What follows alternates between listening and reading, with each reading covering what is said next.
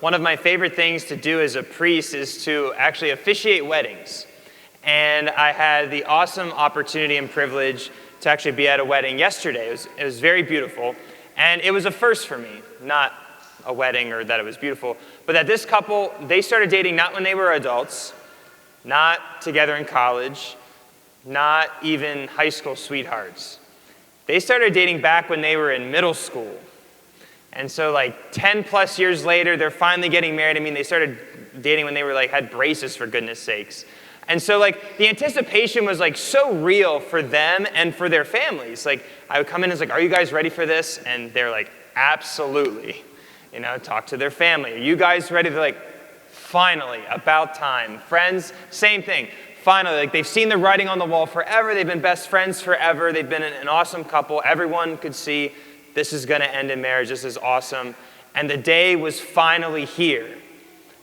The anticipation, the excitement was palpable. And then to see her walk down the aisle, literally and figuratively glowing, to see his smile from ear to ear, I was reminded of a lyric from a song. That song is Even So Come. I think it's by Passion, if I remember correctly. And it has this line in it. Like a bride waiting for her groom, we'll be a church waiting for you. Like a bride waiting for her groom, we'll be a church ready for you. That's what it is, ready for you. That here they are, 10 years or plus, whatever it was, together, dating. The anticipation was so real, it was so powerful. But it's got to be even more powerful for us as a church. It's even more powerful for the Jewish people. As they were waiting for the Messiah, they were waiting for Jesus to come. This is the kind of excitement that they had that Deacon just proclaimed in the gospel. They're he does all things well. They are so impressed. They are so excited. And you may not believe me at first glance, but in order to really understand the level of anticipation, the level of excitement that they would have had for this moment, we have to look at our first reading from the book of Isaiah. But to understand that one, you have to understand their history, their background. And so buckle up, because in 2 minutes, I'm going to give you the Old Testament history. Ready? All right, you guys got this. I know it's 8 in the morning, but I believe in you. So God creates Adam and Eve. Adam and Eve fall. We have Noah's Ark. Then those 3 famous patriarchs, Abraham, Isaac, and Jacob, come in. God reveals himself to them and says, you're going to be my people. He makes this promise to them. Jacob's the one with all those kids, the 12, and Joseph gets sold to slavery, the Technicolor Dreamcoat guy. He goes out to Egypt. There's a famine, but he's interpreted all these dreams. Everyone's coming in, including his family. They saved up over the years. He's able to feed his family. Now the Jews, the Hebrews, are in Egypt. A couple generations later, Pharaoh's there's too many of you. I don't like it. You're going to be our slaves. So God sends Moses. Moses brings them out of Egypt. Joshua brings them into the promised land. Then there are this collection of tribes, but they're surrounded by bigger kingdoms, and they fall away from following God. The bigger kingdoms sort of kind of take them over. God raises up these people called the judges to push them back and to reestablish right worship. This happens a few times. Then eventually they say, we want a kingdom. Saul, David, Solomon, you've heard of them. After Solomon, the kingdom splits into the north and the south. They don't do such a great job of worshiping God. The north is overthrown by these people called the Assyrians. The south is overthrown by these people called the Babylonians. That's where our first reading takes place. That they have just been overtaken. They've been removed from their homes. The temple's been destroyed. And they're desperate to go back home. They just want to go back home and worship and to be home. Then, eventually, after the Babylonians are taken over by the Persians, then the Persians are taken over by the Greeks. They're free for a little bit of time, and then the Romans take over, and that's who's in charge in the time of Jesus. You made it. Good job. So you can see this repetition of they're constantly being at war. They're constantly at battle. They're constantly being overthrown and occupied. They just want to be free. They just want to be home. They just want to be able to worship their God and have that kingdom that God has promised them. And here in our first reading, Isaiah says, the way you'll know is that God himself will come.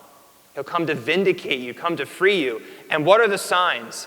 The blind will see, the deaf will hear, the mute will speak, the lame will leap like a stag. Did you ever notice Jesus' miracles in the Gospels? Does he heal blind people? We heard the deaf being able to hear, the mute being able to speak. Does he heal those who are paralyzed or lame?